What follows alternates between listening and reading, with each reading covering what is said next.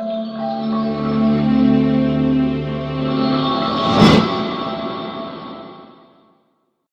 മക്കളെ, rain umbrella problem അതാണ് നമ്മൾ ഇന്ന് ഡിസ്കസ് ചെയ്യാൻ പോകുന്നത്. ഇങ്ങനെ മഴ പെയ്യാണ്, അപ്പോൾ കാറ്റടിക്കുന്നു, അപ്പോൾ നമ്മൾ അംബ്രല്ല എങ്ങനെ ഹോൾഡ് ചെയ്യണം എന്നുള്ള ക്വസ്റ്റ്യൻ. ഓക്കെ, നമുക്കറിയാം നോർമൽ കേസിൽ എന്ന് വെച്ച് കഴിഞ്ഞാൽ നമ്മൾ മഴ പെയ്യുന്നു, അപ്പോൾ നമ്മൾ എങ്ങനെയാണ് കുട പിടിക്കുക?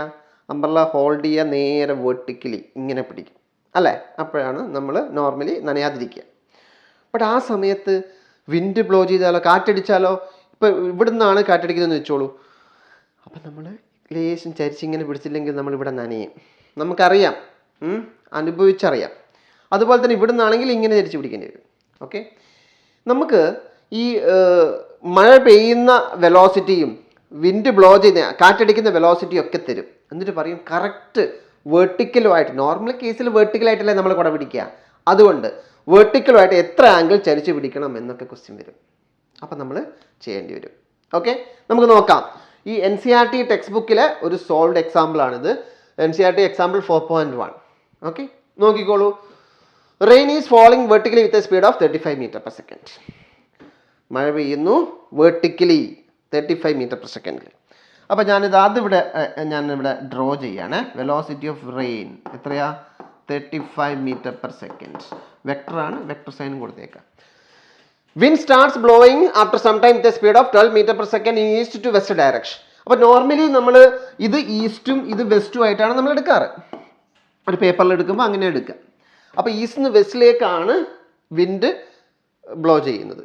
അപ്പോൾ അതിവിടെ കൊടുത്തു. വെലോസിറ്റി ഓഫ് വിൻഡ് എത്രയാത്? 12 metre per second. Okay, 12 metre per second. ഇങ്ങനെ നമ്മൾ ഡ്രോ ചെയ്യും. എന്നിട്ട് ഈ രണ്ട് വെലോസിറ്റിക്കും റിസൾട്ടൻ്റ് കണ്ടുപിടിക്കുക. ആ റിസൾട്ടൻ്റ് വെലോസിറ്റിക്ക് എഗെയിൻസ്റ്റ് ആയിട്ട് നമ്മൾ അംബ്രല്ല ഹോൾഡ് ചെയ്താൽ മതി. അപ്പം നമ്മൾ നനയാതിരിക്കും. അതാണ് ഇതിൻ്റെ പോയിന്റ്. നോക്കിക്കോളൂ, ഇത് രണ്ടും വെക്ടേഴ്സാണ്. അപ്പം നമുക്കറിയാം പെർപെൻഡിക്കുലർ വെക്ടേഴ്സാണ്. അപ്പോൾ പാരലലോഗ്രാം ലോ ഉപയോഗിക്കുമ്പോൾ ഇതാണ് റിസൾട്ടൻ്റ്. ദറ്റ് ഈസ് റെയിനിൻ്റെ വെലോസിറ്റിയും വിൻഡിൻ്റെ വെലോസിറ്റിയും തമ്മിൽ റിസൾട്ടൻ്റ് ഇതാണ്. ഓക്കെ, ഇതിന് എഗെയിൻസ്റ്റ് ആയിട്ടാണ് ഹോൾഡ് ചെയ്യേണ്ടത്. ദാറ്റ് മീൻസ് ഇതാണ് ഇതിന് എഗെയിൻസ്റ്റ് ആയിട്ട് ഹോൾഡ് ചെയ്യണം. അപ്പോൾ ഇതാണ് നമ്മുടെ വെർട്ടിക്കൽ ഡയറക്ഷൻ. ഇതാണ് നോർമലി ഇങ്ങനെയാണ് കുട പിടിക്കേണ്ടത് അല്ലേ? നോർമലി ഇങ്ങനെയാണ് കുട പിടിക്കേണ്ടത്. അപ്പോൾ ഇതാണ് റിസൾട്ടൻ്റ് വെലോസിറ്റി. ഓക്കെ, അപ്പോൾ ഈ ആംഗിള് ഇപ്പം ഇങ്ങനെ ഇത്രയും ചരിച്ച് പിടിക്കണം. ഇതാണ് കുട.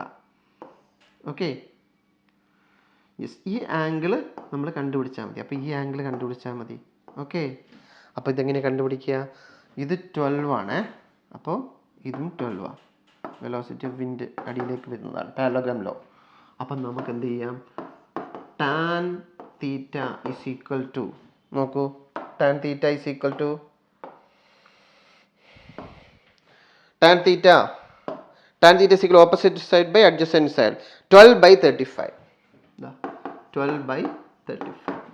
അപ്പോൾ എനിക്ക് കിട്ടുക theta is equal to tan inverse, ഇത് 0.393 ആ റേഞ്ച് വരും. അപ്പോൾ തീറ്റ 19 ഡിഗ്രി എന്നാണ് കിട്ടുന്നത്. അത് നമുക്ക് ടാൻ തീറ്റ ഈക്വൽ ടു ചെയ്ത് കഴിഞ്ഞാൽ ഇൻവേഴ്സ് ഫംഗ്ഷൻ എടുത്തു കഴിഞ്ഞാൽ 90 ഡിഗ്രി എന്ന് കിട്ടും. അപ്പോൾ ഇതെങ്ങനെ നമ്മൾ ആൻസർ ചെയ്യും? The boy should hold his umbrella 19 degree towards east with വെർട്ടിക്കലുമായിട്ട് 19 ഡിഗ്രി ചരിച്ച് പിടിക്കണം. എവിടത്തേക്ക്? ഈസ്റ്റിലേക്ക്. ഓക്കെ, ഇങ്ങനെ വേണം ആൻസർ ചെയ്യാൻ. അപ്പോൾ റെയിൻ അംബ്രല്ല പ്രോബ്ലം 2 കേസ് ഉണ്ട്. അതിൽ കേസ് 1 ആണ് നമ്മൾ ഇവ പറഞ്ഞത്. എന്താ അത്? അംബ്രല്ല മൂവിങ് അല്ല, ബോയ് റെസ്റ്റില്ല കേട്ടോ. അംബ്രല്ല മൂവ് ചെയ്യുന്ന കേസിൽ എന്താണെന്നുള്ളത് അടുത്ത വീഡിയോയിൽ കാണാം. Okay, by.